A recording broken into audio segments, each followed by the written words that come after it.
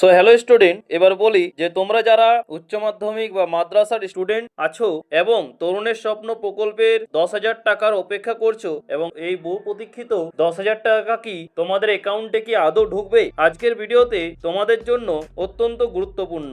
অনেকের টাকা পেয়ে গেলেও অনেকে কেন পাচ্ছে না, কেন তোমার স্ট্যাটাস রিজেক্ট হতে পারে, কোনো ভূমিকা ছাড়াই আজ সরাসরি আলোচনা করব সেই 3টি প্রধান ভুল নিয়ে যার কারণে তোমার টাকা আটকে আছে এবং তার সঠিক সমাধান কি।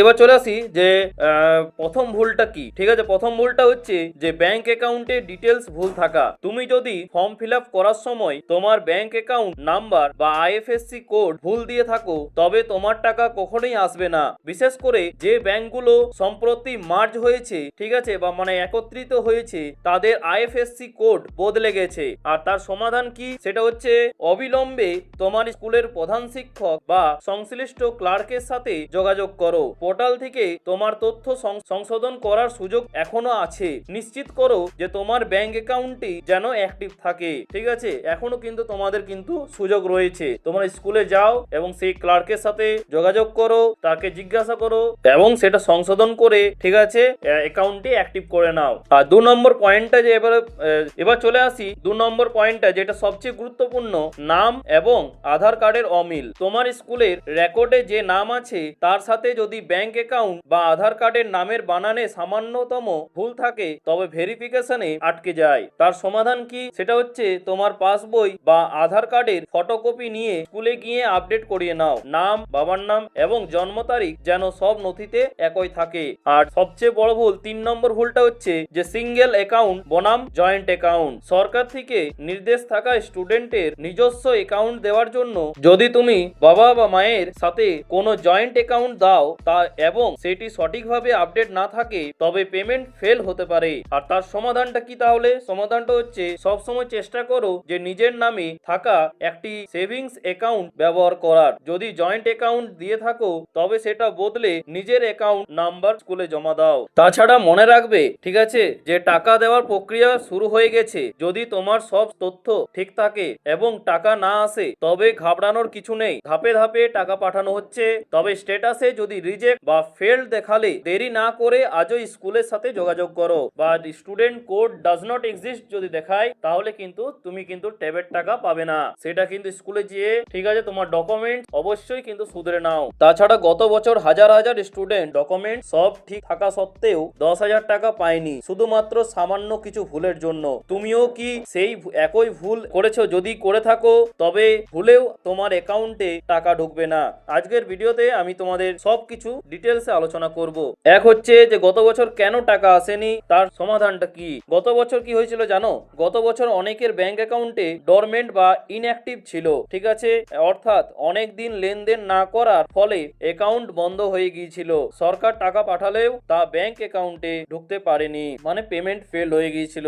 তোমার অ্যাকাউন্টে আজই 10 থেকে 20 টাকা জমা করো এবং তোলো। নিশ্চিত করো যে তোমার অ্যাকাউন্টটি সচল আছে। এমন কিন্তু অনেক ক্ষেত্রে দেখা গিয়েছে। আর 2 হচ্ছে কেওয়াইসি আপডেট না থাকা। সেখানে কি হয়েছিল যে অনেকের অ্যাকাউন্টের সাথে আধার লিংক বা কেওয়াইসি আপডেট ছিল না। বিশেষ করে মাইনর অ্যাকাউন্ট, মানে 18 বছরের নিচে হওয়ার কারণে লিমিট ক্রস করে যাওয়ায় টাকা ক্রেডিট হয়নি। তাই ব্যাংকে গিয়ে আধার কার্ড দিয়ে কেওয়াইসি কমপ্লিট করো এবং ম্যানেজারকে জানাও যে তোমার অ্যাকাউন্টে সরকারি টাকা আসবে। আর 3 হচ্ছে ভুল আইএফএসসি কোড। সবচেয়ে বড় ভুল কিন্তু এখানে দেখা যায় যে সেখানে কি হয়েছে, ইউনাইটেড ব্যাংক, এলাহাবাদ ব্যাংক বা, ঠিক আছে, এর মতো ব্যাংকগুলো অন্য ব্যাংকের সাথে মিশে যাওয়ায় সেগুলোর আইএফএসসি কোড বদলে গেছে।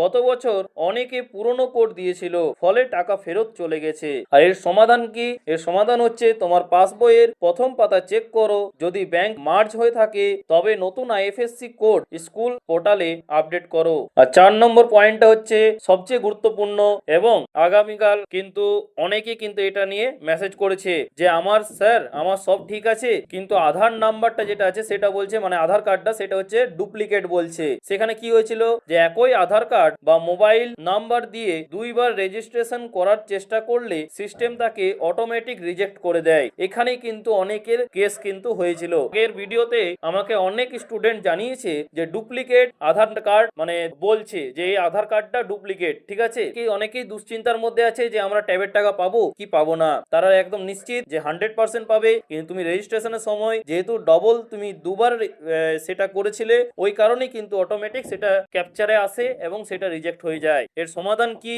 একটি আধার কার্ড এবং একটি মোবাইল নাম্বার শুধুমাত্র একজন স্টুডেন্টের জন্যই ব্যবহার করবে। আর তাছাড়া মনে রেখো, একবার যদি পোর্টাল থেকে তোমার পেমেন্ট রিজেক্ট হয়ে যায় তবে সেই টাকা ফেরানো খুব কঠিন এবং সময় সাপেক্ষ।